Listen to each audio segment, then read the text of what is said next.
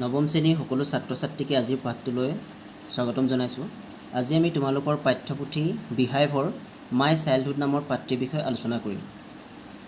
My childhood মানে অৰ্থটো হৈছে মোৰ শৈশৱকাল, আৰু চাইল্ডহুড মানে শব্দটোৰ অৰ্থ তোমালোকে জানাই। এই পাঠটোৰ জৰিয়তে আমি ভাৰতবৰ্ষৰ এজন মহান ব্যক্তি ডক্টৰ APJ আব্দুল কালামৰ শৈশৱকালৰ কথা পঢ়িবলৈ পাম। তোমালোকে ডক্টৰ APJ আব্দুল কালামৰ কথা জানাই। তেওঁ আছিল ভাৰতবৰ্ষৰ প্ৰাক্তন ৰাষ্ট্ৰপতি, লগতে এজন বিখ্যাত বিজ্ঞানী। তেওঁক বিজ্ঞানী বুলি কোৱাৰ উপৰিও আমি এজন মহাকাশ বিজ্ঞানী বা পাৰমাণৱিক জগতৰ লগত বা প্ৰযুক্তিবিদ্যাৰ লগত জড়িত এজন বিজ্ঞানী বুলি ক'ব পাৰোঁ, যি ক্ষেত্ৰত তেওঁ যথেষ্ট ভাৰতবৰ্ষলৈ অৱদান আগবঢ়াইছে। আৰু ভাৰতবৰ্ষলৈ আগবঢ়োৱা অৱদানৰ বাবে তেওঁ ভাৰতবৰ্ষৰ সৰ্বোচ্চ সন্মান ভাৰত ৰত্ন বঁটাও লাভ কৰিছে। গতিকে তেনেকুৱা এজন মহান ব্যক্তিৰ শৈশৱকালৰ কথা আমি আজি এই পাঠটোৰ জৰিয়তে পঢ়িবলৈ পাম। তেওঁৰ যি শৈশৱকালৰ কথা, তেওঁৰ আত্মজীৱনী এখন আছিল, সেইখন ইংৰাজী ভাষাত প্ৰকাশ কৰা হৈছিল উইংছ অফ ফায়াৰ। আৰু সেই আত্মজীৱনীখনৰ জৰিয়তে তেওঁ জীৱনৰ শৈশৱকালৰ কথা বৰ্ণনা কৰিছিল। আৰু তোমালোকে যদি ইচ্ছা কৰা বা কোনোবাই হয়তো পঢ়িছা, তেখেতৰ আত্মজীৱনী উইংছ অফ ফায়াৰ অসমীয়া অনুবাদো আছে। আৰু সাহিত্যিক সুৰেশ শৰ্মাই তেখেতৰ উইংছ অফ ফায়াৰখন অসমীয়ালৈ অগ্নিৰ ডেউকা নামেৰে নামাকৰণ কৰি অনুবাদ কৰিছিল। তোমালোকে পঢ়িবা আৰু তেখেতৰ শৈশৱকালৰ কথা তোমালোকৰ কিতাপত দিয়াৰ উপৰিও অন্যান্য কথাও গম পাবা। আহাচোন এতিয়া আমি পাঠটো আৰম্ভ কৰোঁ। বিফৰ ইউ ৰিড, আৰম্ভণিতে দিয়া আছে, can you think of any scientist who have also' been statesmen. Can you think of any scientist, তুমি যিকোনো এজন বিজ্ঞানীৰ কথা ভাবানে? Who have also' been statesmen, এগৰাকী কি আছিল? ৰাষ্ট্ৰনেতা আছিল। ষ্টেটছমেন মানে হৈছে ৰাষ্ট্ৰনেতা। APJ Abdul Kalam, whose projects in space, defence and nuclear technology guided India into the 21st century, became our 11th president in 2002. APJ Abdul Kalam, whose projects in space. APJ Abdul Kalam, যাৰ বিভিন্ন প্ৰজেক্টবিলাক বা বিভিন্ন প্ৰকল্পবিলাক, আৰু কোন ক্ষেত্ৰৰ প্ৰকল্প? ইন স্পেচ, মহাকাশ বিজ্ঞানৰ লগত জড়িত, ডিফেন্স, প্ৰতিৰক্ষা বিজ্ঞানৰ লগত জড়িত, প্ৰতিৰক্ষা খণ্ডৰ লগত জড়িত, এণ্ড নিউক্লিয়াৰ টেকন'লজি, আৰু প্ৰযুক্তিবিদ্যা, পাৰমাণৱিক প্ৰযুক্তিবিদ্যাৰ লগত জড়িত। আৰু সেই প্ৰকল্পসমূহে guided India into the 21st century, ভাৰতবৰ্ষক কি কৰিছিল? গাইড কৰিছিল বা ভাৰতবৰ্ষক পথ প্ৰদৰ্শক হিচাপে কাম কৰিছিল। In two the 21st century, 21 শতিকাত বা একবিংশ শতিকাত। Became hour 11th president in 2002, আৰু তেওঁ ভাৰতবৰ্ষৰ বা আমাৰ কি হৈছিল? ৰাষ্ট্ৰপতি হৈছিল 2002 চনত। ইন হিজ অট'বায়'গ্ৰাফি, তেওঁৰ আত্মজীৱনী উইংছ অফ ফায়াৰ, আৰু উইংছ অফ ফায়াৰ যদি আমি অসমীয়াত কওঁ অগ্নিৰ ডেউকা, he speaks of his childhood, আৰু তেওঁৰ জীৱনৰ শৈশৱকালৰ কথা বৰ্ণনা কৰিছিল। আৰু আমি সেই উইংছ অফ ফায়াৰৰে কিছুমান অংশ এই পাঠটিৰ জৰিয়তে পঢ়িবলৈ পাম। মই তোমালোকক এইটো পৰামৰ্শ হিচাপে দিব বিচাৰোঁ যে তোমালোকে উইংছ অফ ফায়াৰখন পঢ়িবা, যিখন অসমীয়া ভাঙনি আছে, সুৰেশ শৰ্মাই যিখন অসমীয়ালৈ অনুবাদ কৰিছিল অগ্নিৰ ডেউকা বুলি। আৰু তেখেতৰ পৰা বহুত শিকিব লগা কথা আছে। আৰু তোমালোকে বহুতে ৰচনা প্ৰতিযোগিতা বা তেনেকুৱাত এজন মহান ব্যক্তি বা এজন আদৰ্শ ব্যক্তিৰ কথা লিখিবলৈ আহিলে বহুতে হয়তো আব্দুল কালামৰ কথা লিখায়। গতিকে তোমালোকে আব্দুল কালামৰ বিষয়ে সবিশেষ জানিবৰ বাবে এই কিতাপখন পঢ়িবা। আৰু লগতে তেখেতৰ অন্যান্য কিতাপো আছে, তেজস্বী মন বুলিও এখন আছে, তোমালোকে এইবিলাক পঢ়িবা। এতিয়া আহাচোন আমি পাঠটো আৰম্ভ কৰোঁ।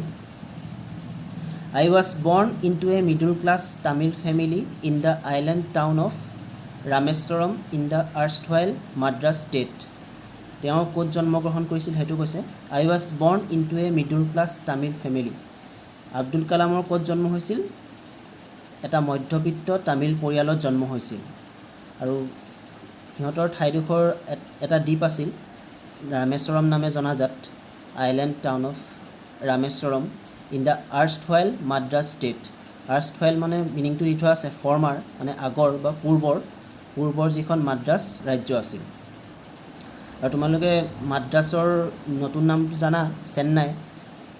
1996 চনলৈকে তামিলনাডু যিখন চেন্নাই মাদ্ৰাছ বুলি এতিয়া যিখন চেন্নাই আগতে মাদ্ৰাছ বুলি জনাজাত আছিল আৰু 1996 চনৰ পৰা 1996ৰ পৰা মাদ্ৰাছখনক চেন্নাই বুলি কোৱা হয় এইটো তোমালোকে মনত ৰাখিবা আৰু সেই চেন্নাইৰ ৰামেশ্বৰমতে বা মাদ্ৰাছৰ ৰামেশ্বৰমতে এটা মধ্যবিত্ত তামিল পৰিয়ালত ডক্টৰ আব্দুল কালামৰ জন্ম হৈছিল মাই ফাদাৰ জৈনুল আবদিন আৰু তেখেতৰ দেউতাকৰ নাম আছিল জৈনুল আবদিন হেড নাইডাৰ মাছ ফৰ্মেল এডুকেশ্যন নৰ মাছ ৱেল্থ তেখেতৰ বেছি কি নাছিল আনুষ্ঠানিক শিক্ষা নাছিল ফৰ্মেল এডুকেশ্যন নৰ মাছ ৱেল্থ আৰু বেছি ধন সম্পত্তিও নাছিল ডেছপাইট দিছ ডিছএডভান্টেজেছ এইবিলাক অসুবিধা থকা স্বত্তেও হি পজেছড গ্ৰেট ইননেট উইজডম তেওঁ এজন জন্মগত গুণৰ অধিকাৰী আছিল ইননেট মানে ইনবৰ্ণ জন্মগত and a true generosity of spirit আৰু এজন কি আছিল জেনেৰচিটি মানে হৈছে উদাৰতা স্পিৰিট মানে হৈছে আত্মা আৰু তেওঁ এজন উদাৰ আত্মাৰ বা সৎ মনৰ মানুহ আছিল উদাৰ আত্মাৰ মানুহ আছিল তেখেতৰ দেউতাকৰ কথা কৈছে he had an ideal helpmate in my mother Ashiamma আৰু তেখেতৰ এগৰাকী কি আছিল আইডিয়েল আদৰ্শ সহায়ক আছিল বা সকলো সময়তে ছাপৰ্ট কৰা সমৰ্থন কৰা আৰু কোনে সমৰ্থন কৰিছিল ইন মাই মাদাৰ তেওঁৰ মাকে আৰু আব্দুল কালামৰ মাকে Asiyamma I don't recall the exact number of people she fed every day. তেতিয়া কি কৈছে আব্দুল কালামে কৈছে যে I don't recall তেওঁৰ স্পষ্টভাৱে মনত নাই the exact number of people মানে সঠিক মানুহৰ সংখ্যা she fed every day মাকে কিমান মানুহক তাৰমানে খাদ্যৰ যোগান ধৰে but I am quite certain that কিন্তু মই নিশ্চিত কিন্তু আব্দুল কালামে এই ক্ষেত্ৰত নিশ্চিত যে that for more outsiders eat with us than all the family members of our own family put together তেওঁলোকৰ গোটেই পৰিয়ালটো লগ লগাই ঘৰত যিমান মানুহ আছে তাতকৈ বাহিৰৰ মানুহে সিহঁতৰ ঘৰত বেছি খাদ্য খায় আৰু সেই খাদ্য কোনে যোগান ধৰে মাকে যোগান ধৰে এতিয়া 2 নম্বৰটো চাওঁ I was one of many children a short boy with rather undistinguished looks born to tall and handsome parents তেওঁ এতিয়া কি বুলি কৈছে I was one of many children তেওঁ ঘৰখনৰ বাকি চিলড্ৰেনবোৰৰ মাজতে এজন আছিল a short boy with rather undistinguished looks born to tall and handsome parents তেওঁৰ মাক দেউতাক দেখিবলৈ সুন্দৰ আছিল যদিও তেওঁ নিজৰ চেহেৰাটো বা তেওঁৰ নিজৰ লুকছটো ইমান ভাল নহয় বুলি কৈছে we lived in our ancestral house তেওঁলোকে ক'ত বাস কৰিছিল তেওঁলোকৰ ancestral মানে পৈতৃক তেওঁলোকৰ পুৰণা বা দেউতাকৰ ঘৰত বাস কৰিছিল which was built in the middle of the 19th century যিটো কেতিয়া নিৰ্মাণ কৰা হৈছিল 19 শতিকাৰ মাজভাগত it was a fairly large পাক্কা হাউচ আৰু ঘৰটো কেনেকুৱা আছিল fairly মানে কিছু পৰিমাণে লাৰ্জ পাক্কা ডাঙৰ এটা পকা ঘৰ আছিল মেড অফ লাইমষ্টন এণ্ড ব্ৰিক লাইমষ্টন মানে চূণশিল বা চিমেণ্ট আৰু ইটাৰে নিৰ্মাণ কৰা আছিল on the mosque street in the Rameswaram আৰু ৰামেশ্বৰমৰ যিটো মছজিদৰ বা মস্কৰ ৰাস্তা আছিল তাত তেওঁলোকৰ ঘৰটো আছিল my austere father use to avoid all inessential comforts and luxuries আৰু তেওঁলোকৰ দেউতাকে অষ্ট্ৰী ফাদাৰ বুলি কৈছে অষ্ট্ৰী মানে simple strict and severe austere মানে সহজ সৰল কিন্তু কিছুমান ক্ষেত্ৰত কঠোৰ মানে সেলফ ডিসিপ্লিন মানে নিয়মানুবৰ্তিতা মানি চলা ব্যক্তি আৰু তেখেতৰ দেউতাকে কি এভয়েড কৰিছিল কি আঁতৰি চলিছিল অল ইনএসেঞ্চিয়েল যিবিলাক অলাগতিয়াল কমফৰ্টছ এণ্ড লাক্সাৰিজ মানে যিবিলাক বিলাসী কমফৰ্টছ মানে যিবিলাক আৰামদায়ক যিবোৰ আৰামদায়ক বস্তু বা যিবিলাক বিলাসী বস্তু সেইবিলাকৰ পৰা তেওঁৰ দেউতাকে সেই অলাগতিয়াল বস্তুবিলাকৰ পৰা আঁতৰি চলিছিল however all necessities were provided for in terms of food medicine and clothes কিন্তু খাদ্যৰ কাৰণে বা মেডিচিনৰ কাৰণে দৰৱৰ কাৰণে আৰু কাপোৰৰ কাৰণে সকলোবিলাক প্ৰয়োজনীয় বস্তুৱে তেওঁলোকক যোগাৰ ধৰা হৈছিল In fact, I would say mine was a very secure childhood, both materially and emotionally. In fact, আনকি I would say তেওঁ ক'ব বিচাৰে যে তেওঁৰ শৈশৱকালটো এটা সুৰক্ষিত আছিল, both materially মানে পাৰ্থিৱভাৱে and emotionally আৰু আৱেগিকভাৱে। তাৰমানে ইয়াত যদি তোমালোকে বুজিবলৈ বিচাৰা বাহ্যিকতা আৰু আভ্যন্তৰীণ দুয়োটা ক্ষেত্ৰতে তেওঁলোকৰ শৈশৱকালটো কি আছিল সুৰক্ষিত আছিল। বাহ্যিকতা মানে বাহিৰৰ যিখিনি বস্তু আৰু ইমোশ্যনেলি মানে অন্তৰৰ যিখিনি বস্তু বা আৱেগিক যিখিনি বস্তু, কাৰণ সিহঁতৰ ঘৰত তেনেকুৱা কোনো হুলস্থুল নাছিল, সেইকাৰণে সিহঁতৰ ঘৰৰ পৰিৱেশটো বহুত ভাল আছিল। সেইকাৰণে লেখকে কৈছে, আব্দুল কালামে কৈছে যে তেওঁৰ শৈশৱকালটো পাৰ্থিৱভাৱেও হওক বা বাহ্যিকভাৱেও হওক আৰু আভ্যন্তৰীণভাৱে হওক বা আৱেগিকভাৱে হওক দুয়োটা ক্ষেত্ৰতে তেওঁ কি আছিল সুৰক্ষিত আছিল। এতিয়া আহাচোন 3 নম্বৰটো চাওঁ। The Second World War broke out in 1939 when I was 8 years old.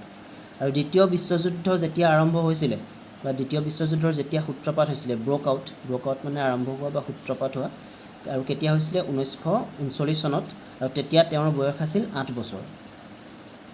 For reasons I have never been able to understand, আৰু তেওঁ এটা কাৰণ বুজি পোৱা নাছিলে, I have never been able to understand, বুজিবলৈ সক্ষম হোৱা নাছিলে। কাৰণটো এতিয়া কিহৰ কাৰণটো? A sudden demand for a tamarind seeds erupted in the market. Tamarind মানে তেতেলীৰ গুটি বা তেতেলীৰ বীজটো বজাৰত হঠাৎ কি হৈছিল, তাৰ চাহিদা তাৰ যিটো ডিমাণ্ড সেইটো বৃদ্ধি পাবলৈ ধৰিছিল। তাৰমানে 1939 চনত যেতিয়া দ্বিতীয় বিশ্বযুদ্ধৰ সূত্ৰপাত হৈছিল, আৰম্ভ হৈছিল, সেই সময়ছোৱাতে বজাৰত তেতেলীৰ পৰিমাণটো, মানুহে তেতেলী বহুত বিচাৰিছিল বা তেতেলীৰ চাহিদাটো বহুত বাঢ়িবলৈ ধৰিছিল, আৰু তাৰ কাৰণ কি আছিল তেওঁ বুজি পোৱা নাছিল। I used to collect the seeds and sell them to a provision shop on the Moss Street. আৰু তেওঁ কি কৰিছিল? I used to collect the seeds, তেওঁ সেই তেতেলীৰ গুটিবোৰ সংগ্ৰহ কৰিছিল, and sell them to a provision shop, আৰু ক'ত বিক্ৰী কৰিছিল? বস্তুৰ যোগান ধৰা এখন দোকানত বিক্ৰী কৰিছিল, on the Moss Street, আৰু সেই যিটো মস্কৰ ৰাস্তা আছিল সেই ৰাস্তাত থকা বস্তুৰ যোগান ধৰা এখন দোকানত তেওঁৰ তেতেলী গুটিবোৰ বিক্ৰী কৰিছিল। A day's collection would fetch me the princely sum of 1 anna, আৰু এদিনৰ সংগ্ৰহৰ বিনিময়ত তেওঁৰ যিটো পইচা উপাৰ্জন কৰিছিল সেয়া আছিল 1 অনাৰ সমান। My brother-in-law Jalaluddin would tell me stories about the war which I would later attempt to trace in the headlines in Dinamoni. My brother-in-law, তেখেতৰ ভিনিয়েক জালালুদ্দিনে কি কৰিছিল? would tell the stories about the war, যুদ্ধৰ ঘটনাবিলাক বা যুদ্ধৰ কথাবিলাক তেওঁ কৈছিল, which I would later attempt to trace in the headlines in Dinamoni, আৰু যিবিলাক তেওঁ কি কৰে দিনমণি নামৰ বাতৰি কাকতখনত পিছত পঢ়িবলৈ চেষ্টা কৰে। Our area being isolated, তেওঁলোকৰ ঠাইডোখৰ কি আছিল? পৃথক আছিল। being isolated was completely unaffected by war, আৰু যুদ্ধৰ কোনো কি কৰা নাছিল? প্ৰভাৱ পৰা নাছিল। But soon India was forced to join the Allied forces. But soon, কিন্তু হঠাৎ ভাৰতবৰ্ষক কি কৰা হ'ল? Forced to join the Allied forces, আৰু ভাৰতত যিটো এলাইড ফৰ্চেছ আছিলে, সংযুক্ত যিখিনি শক্তি আছিলে, তোমালোকে দ্বিতীয় বিশ্বযুদ্ধৰ কথা পঢ়িলে গম পাবা, আৰু তোমাক এই অৰ্থটো চাই লোৱা, এলাইড ফৰ্চেছ মানে দি থোৱা আছে the armies of UK, USA and Russia during the second world war. দ্বিতীয় বিশ্বযুদ্ধৰ সময়ত আমেৰিকা যুক্তৰাষ্ট্ৰ, ব্ৰিটেইন বা ইংলেণ্ড আৰু ৰাছিয়াই কি কৰিছিল? ৰাছিয়াৰ সৈন্যবাহিনীবিলাকে এটা ছাইডৰ পক্ষ লৈছিল আৰু তেওঁলোকে জাৰ্মানীৰ বিৰুদ্ধে যুদ্ধ কৰিছিল। আৰু যিহেতু সেই সময়ত ভাৰতবৰ্ষ ব্ৰিটিছৰ অধীনত আছিল, ভাৰতবৰ্ষ তেতিয়ালৈকে স্বাধীন হোৱাই নাছিল, গতিকে ভাৰতবৰ্ষই ব্ৰিটিছৰ সৈন্যৰ লগত যোগাযোগ হৈ যুদ্ধ কৰিব লগা হৈছিল, আৰু সেইটো কথাই কৈছে ইয়াত। But soon India was forced to join the allied forces, কিন্তু যিহেতু ভাৰতবৰ্ষক সেই এলাইড বা সংযুক্ত সৈন্যবাহিনীৰ লগত যোগ দিবলৈ কোৱা হ'ল and something like a state of emergency was declared আৰু সেই সময়ত কি ঘোষণা কৰা হৈছিল এটা জৰুৰীকালীন অৱস্থা ঘোষণা কৰা হৈছিল ইমাৰ্জেঞ্চি মানে জৰুৰীকালীন অৱস্থা The first casualty came in the form of suspension of the train halt in Rameswaram station. আৰু ইয়াৰ প্ৰথম পৰিঘটনাটো কি হৈছিল কেজুৱেলিটি দ্য ফাৰ্ষ্ট কেজুৱেলিটি প্ৰথম পৰিঘটনাটো হৈছিল যে in the form of suspension of train আৰু কি বাতিল কৰা হৈছিল ৰেল বাতিল কৰা হৈছিল হল্ট ইন ৰামেশ্বৰম ষ্টেচন আৰু ৰামেশ্বৰম ষ্টেচনত ট্ৰেইন বা ৰেল ৰখাটো কি কৰা হৈছিল বাতিল কৰা হৈছিল The newspaper now had to be bundled and thrown out from the moving train on the Rameswaram road between Rameswaram and Dhanuskori. এতিয়া কি হ'ল যিহেতু ৰামেশ্বৰম ষ্টেচনত নিউজ পেপাৰ বাতিল কৰা হৈছিল আৰু সেইকাৰণে নিউজ পেপাৰ তাত থ'ব পৰা নাছিল আৰু সেইকাৰণে কি সিদ্ধান্ত কৰা হৈছিল নিউজ পেপাৰবোৰ ট্ৰেইনৰ ভিতৰতে বাণ্ডল কৰা হয় the newspaper now had to be bundle and thrown out from the moving train আৰু চলি থকা ট্ৰেইনখনৰ পৰা নিউজ পেপাৰবোৰ দলিয়াই দিয়া হয় বিটুইন ৰামেশ্বৰম এণ্ড ধানুষকুডি আৰু ৰামেশ্বৰম আৰু ধানুষকুডি ৰোডৰ ৰাস্তাৰ মাজত ডেট ফ'ৰ্চড মাই কাজিন শামছুদ্দিন আৰু সেইটোৱে কি কৰিলে তেওঁৰ যিজন কাজিন মানে কাজিন শামছুদ্দিন আছিল তেওঁক কি বাধ্য কৰালে who distributed newspaper in Rameswaram আৰু তেওঁৰ ৰামেশ্বৰম অঞ্চলটোত কি কৰিছিল বাতৰি কাকত বিতৰণ কৰিছিল ডিষ্ট্ৰিবিউট কৰিছিল to look for a helping hand to catch the bundles আৰু তেওঁ তেতিয়া কি কৰিব লগা হৈছিল সেই ট্ৰেইনৰ পৰা দলিয়াই দিয়া নিউজ পেপাৰৰ বাণ্ডলবিলাক ধৰিব লগা হৈছিল and as if naturally I fill the slot আৰু সেই ক্ষেত্ৰত কি কৰিছিলে সেই জেগাডোখৰ তেওঁ পূৰণ কৰিছিলে APJ আব্দুল কালামে পূৰণ কৰিছিলে Shamsuddin help me earn my first wages আৰু শামছুদ্দিনে তেতিয়া APJ আব্দুল কালামক তেওঁৰ প্ৰথম যিটো ৱেজেছ মানে এনে হাজিৰা বা প্ৰথম উপাৰ্জনটো লাভ কৰিবৰ কাৰণে সহায় কৰিছিলে হাফ এ চেঞ্চুৰী লেটাৰ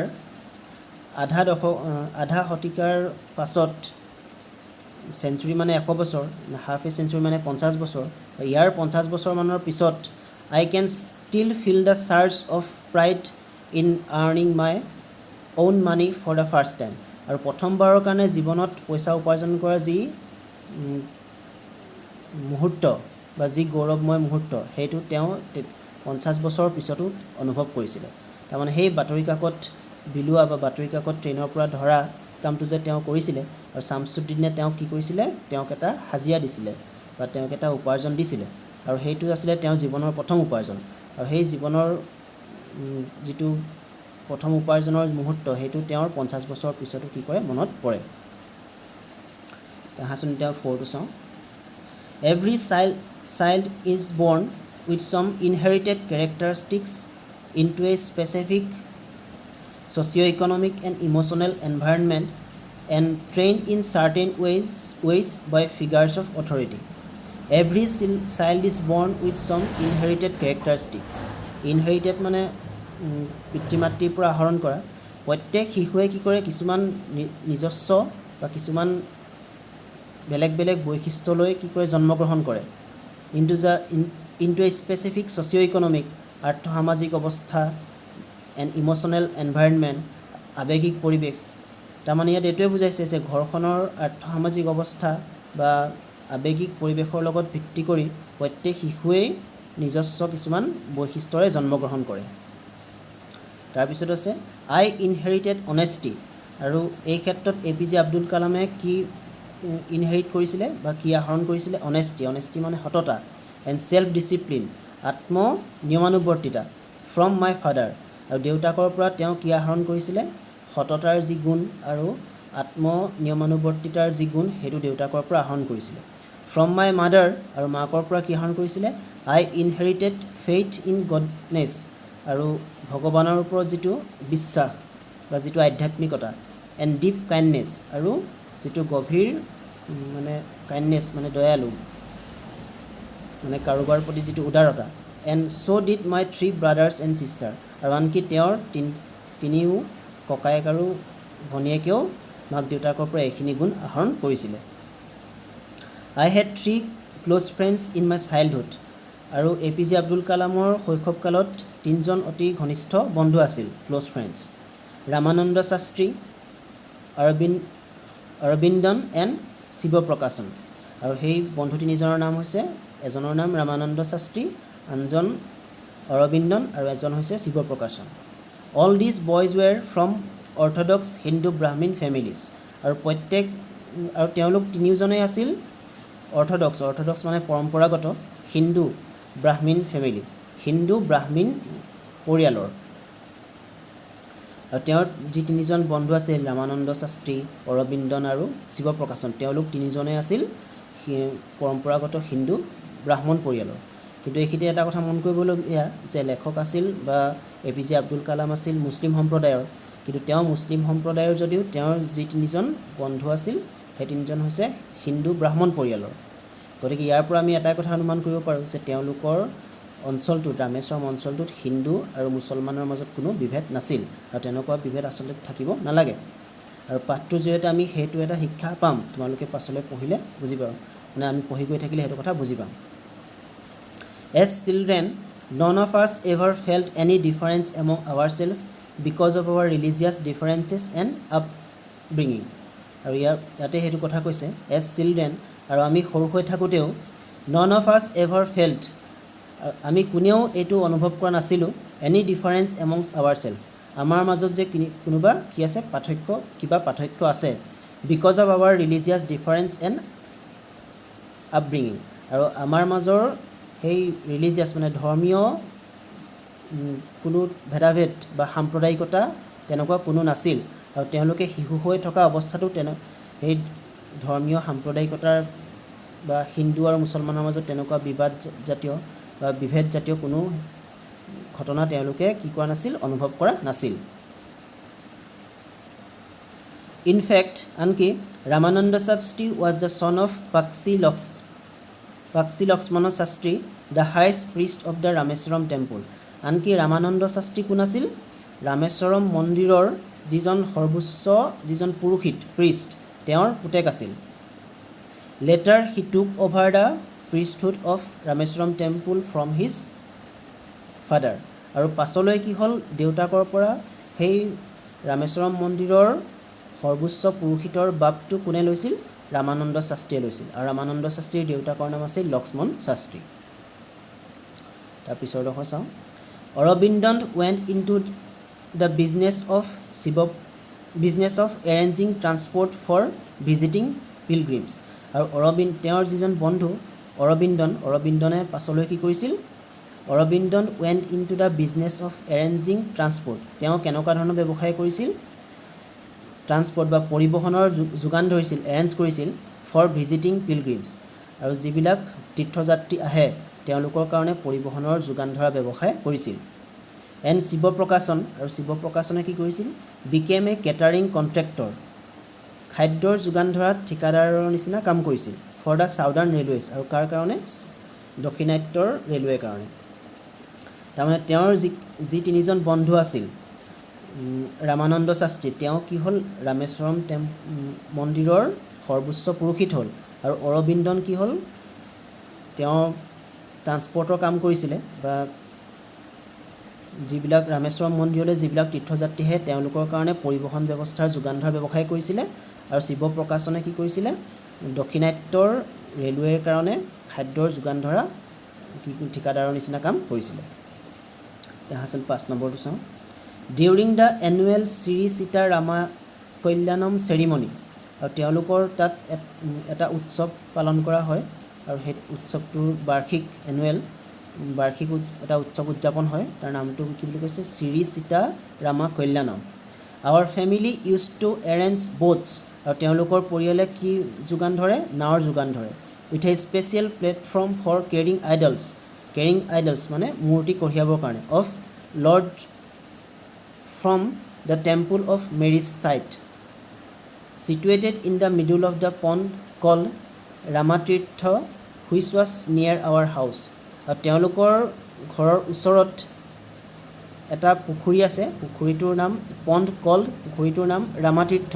আৰু সেই ৰামাতীৰ্থ পুখুৰীটোৰ সোঁমাজতে কিছুমান বিবাহ কাৰ্যও সম্পন্ন হয়, লগতে কিছুমান মাংগলিক পূজা পাৰ্বণো হয় আৰু তাৰ কাৰণে কিছুমান মূৰ্তিৰ দৰকাৰ, ভগৱানৰ মূৰ্তিৰ দৰকাৰ আৰু সেই ভগৱানৰ মূৰ্তিবোৰ নাৱেৰে তালৈ কঢ়িয়াই নিয়া হয় আৰু সেই নাৱৰ কোনে যোগান ধৰিছিল? তেওঁলোকৰ পৰিয়ালে যোগান ধৰিছিল।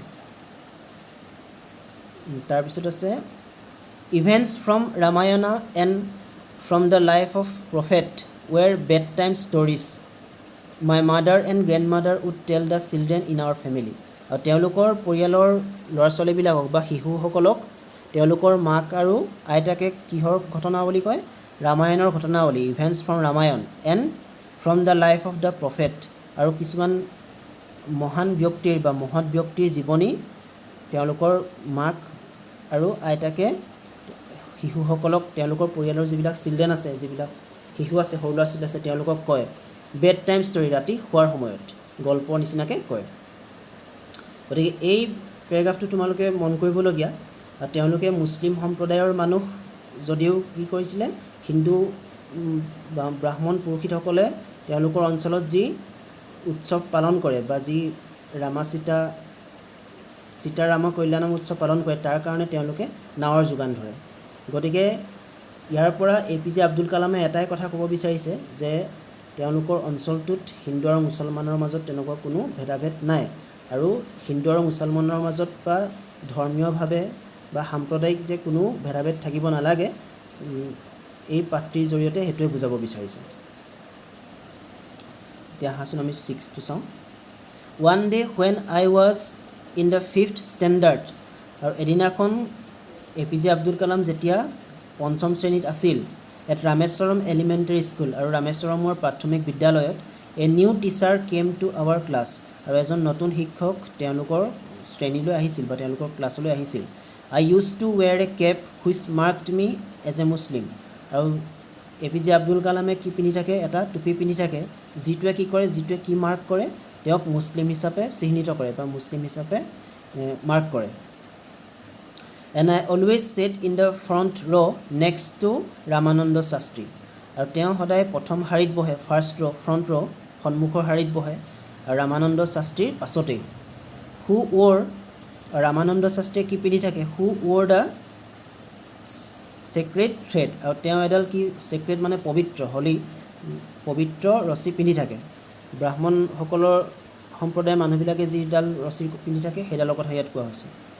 The new teacher could not stomach A Hindu Priest চন চিটিং উইথ এ মুছলিম বয়। আৰু নতুন শিক্ষকজনে কুড নট ষ্টমাক মানে মিনিংটো দি থোৱা আছে, কুড নট টলাৰেট, তাৰমানে সহ্য কৰিব নোৱাৰা। আৰু নতুন শিক্ষকজনে কি সহ্য কৰিব পৰা নাছিল? এ হিন্দু প্ৰিষ্ট চন, এজন হিন্দু পুৰোহিতৰ পুতেকে চিটিং উইথ এ মুছলিম বয়, মুছলিম ল'ৰাৰ লগত বহি থকাটো। গতিকে APJ আব্দুল কালাম ক্লাছ 5ত থাকোঁতে তেওঁলোকৰ বিদ্যালয়লৈ যিজন নতুন শিক্ষক আহিছিল, আৰু সেই নতুন শিক্ষকজনে APJ আব্দুল কালাম যিহেতু এজন মুছলমান আছিল, আৰু তেওঁক সেই হিন্দু পুৰোহিতজনৰ পুতেকৰ লগত বহি থকাটো সহ্য কৰিব পৰা নাছিল। In accordance with our social ranking as the new teacher saw' it. আৰু আমাৰ ইয়াত এইটোৱে কৈছে যে আমাৰ সমাজৰ স্থান অনুসৰি